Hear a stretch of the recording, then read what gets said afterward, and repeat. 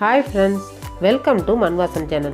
இன்னைக்கு நம்ம சேனல்ல பார்க்க போற ரெசிபி மரவள்ளி கிழங்கு சிப்ஸ் வீட்லயே எப்படி ஈஸியா செய்யலாம் வாங்க பார்க்கலாம். அதுக்கு முதல்ல நான் 2 கிலோ மரவள்ளி கிழங்கு வாங்கியிருக்கேங்க. அதுல மேல இருக்கிற மண்ணெல்லாம் கழுவி எடுத்துட்டேன். கழுவி எடுத்துட்டு இதுல இருக்கிற தோலை எடுத்துடணுங்க. இந்த மாதிரி ஒரு கத்தி எடுத்து கீரல் போட்டுக்கு அதுல இருக்க தோல் 2 தோல் இருக்குங்க. மேல ஒரு தோல் இருக்கும், அடியில ஒரு தோல் இருக்கும். ரெண்டுத்தையும் சேர்த்து எடுத்துருங்க. நகத்தாலே எடுத்துடலாங்க. இருந்தாலும் கை வலிக்கிறவங்க என்ன பண்ணலாம், ஒரு அருவாமனையிலையோ அல்லது கத்தியிலையோ எடுத்துடலாம். இது மாதிரி எடுத்துருங்க. சில கிழங்கு வந்து ஈஸியாக தோல் உரிச்சிடலாம், சில கிழங்கு வரல. இந்த கிழங்கு அது மாதிரி தான் இருக்குது பாருங்கள். நான் கத்தியாலே எடுத்துடுறேன். கத்தியில் செய்யும்போது கொஞ்சம் பார்த்து செய்யுங்க பாருங்கள். இது மாதிரி எடுத்துருங்க தோலை. இன்னும் அருவாமனையில் எடுத்திங்கன்னா இன்னும் ஈஸியாக எடுத்துடலாங்க. எது பழக்கமாக இருக்குதோ அதில் செய்யுங்க. எனக்கு அருவாமனை தான் ரொம்ப பழக்கமாக இருக்கும். உங்களுக்கோசம் நான் கத்தியில் காமிக்கிறேன்.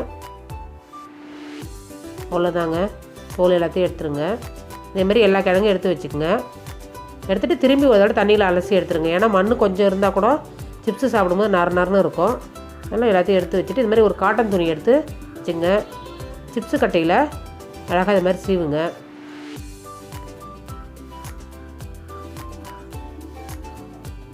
எந்த பொருளாக இருந்தாலும் வீட்டில் செஞ்சு பிள்ளைங்களுக்கு கொடுத்தா தாங்க அதனுடைய நமக்கே ஆரோக்கியமான பொருள் நம்ம பிள்ளைங்களுக்கு தரன்ற ஒரு மன நிம்மதி இருக்கும். கடைகள்லாம் வாங்கும்போது விலையும் அதிகமாக இருக்கும். எந்த எண்ணெயில் பொரிக்கிறாங்கன்னு நமக்கு தெரியாது பாருங்கள். இது மாதிரி நிட்டு காட்டன் துணியில் அப்படியே கொஞ்சம் பரப்பி விட்ருங்க. ஏன்னா அதில் இருக்கிற தண்ணி கொஞ்சம் வற்றிடுதுன்னா நம்ம எண்ணெய் செலவு கம்மியாகும். அதனால தான் வேறு ஒன்றும் கிடையாது. டைரெக்டாகவும் நீங்கள் எண்ணெயில் போடலாம். இது மாதிரி எல்லா கிழங்கும் சீவி எடுத்துக்குங்க.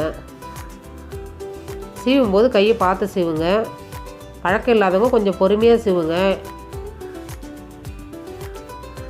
கை வெட்டுறதுக்கு சான்ஸ் இருக்குது. அவ்வளோதாங்க. எல்லாத்தையும் இது மாதிரி சீவி துணியில் கொஞ்சம் பரப்பி விட்டுங்க. ஒரு 5 நிமிஷம் இருந்தாலே போதும். அந்த ஈரெல்லாம் இழுத்துக்கும் அந்த காட்டன் துணி பாருங்கள். நான் எல்லாத்தையும் சீவி ஒரு 5 நிமிஷம் உலர்ட்டன்னு வச்சுருக்குறேன். அந்த வேஸ்ட்டெல்லாம் நீங்கள் வந்து வடை செய்யும்போது அரைச்சி எடுத்துக்கலாம். இல்லைனா தோசை மாவில் இதை அரைச்சி கலந்து தோசை சுட்டிங்கன்னா நல்லா மெதுவான தோசை நல்லா மெதுன்னு இருக்கும். சாப்பிடவும் ருசியாக இருக்கும் மரவள்ளி கிழங்கு தோசை. நான் உங்களுக்கு இந்த சேனலில் போட்டு காட்டுறேன் மரவள்ளி கிழங்கு தோசை எப்படி செய்கிறதுன்ட்டு. கொஞ்சம் காஞ்சிடுதுங்க. நான் எடுத்துன்னு போயிட்டு வறுக்கிறதுக்கு போகிறேன். பாருங்கள் எவ்வளோ ஈரம் இருக்குது பாருங்கள். அந்த ஈரெல்லாம் அந்த கிழங்குலேருந்து வந்துட்டாங்க. அவ்வளோதாங்க. நீட்டாக அழகாக போட்டு எடுத்துங்க. நான் எண்ணெய் காய வச்சுட்டு வந்தேன்.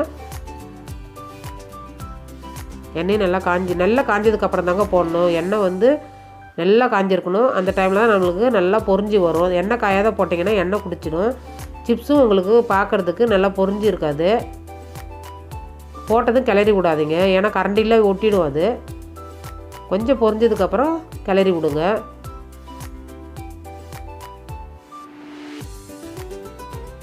டைமு தாங்க எடுக்கும். ஆனால் நம்ம வீட்டிலே செய்கிறதுனால நம்ம ஆரோக்கியமான பொருள் சாப்பிட்றோம்னு சொல்லிட்டு ஒரு நிம்மதி இருக்கும்.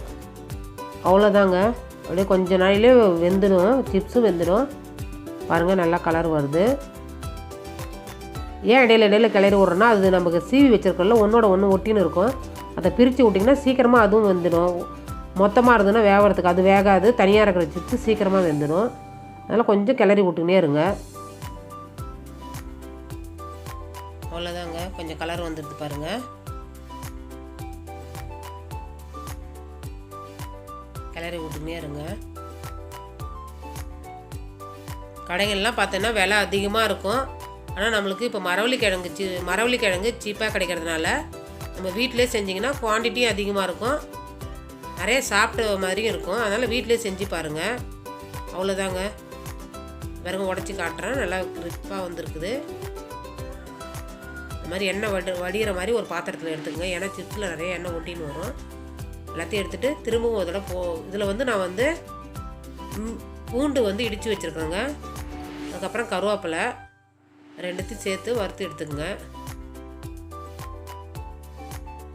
பூண்டு போட்டால் அந்த வாசம் நல்லா இருக்குங்க. சிப்ஸுக்கு மிச்சருக்குலாம் அந்த பூண்டு போட்டிங்கன்னா அந்த வாசம் நல்லாயிருக்கும். அதனால தான் பூண்டு சேர்க்கறது. நல்லா பொரிஞ்சு வந்துடுது.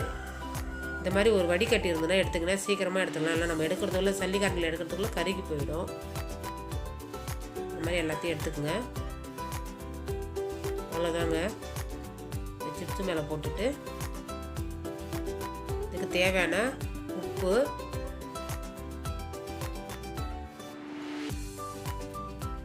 கார மிளகாத்தூள். இதே நீங்கள் மிளகா வந்து இடித்து போட்டிங்கன்னா இன்னும் ஃப்ரெஷ்ஷாக போட்டிங்கன்னா இன்னும் பார்க்குறதுக்கு நல்லா லுக்காக இருக்கும், சாப்பிட்றதுக்கு நல்லா டேஸ்ட்டாக இருக்கும். நான் இப்போ மிளகா பவுடி தான் சேர்த்து கலக்கி உங்கள்கிட்ட காமிக்கிறேன். அவ்வளோதாங்க. உப்பும் மிளகாவும் ஒன்று சேர குலுக்கி விட்டுக்குங்க. இந்த ரெசிபி பிடிச்சிருந்ததுன்னா மண் வாசம் சேனலை லைக் பண்ணுங்கள், ஷேர் பண்ணுங்கள், கமெண்ட் பண்ணுங்கள், சப்ஸ்கிரைப் பண்ணுங்கள். தேங்க்யூ.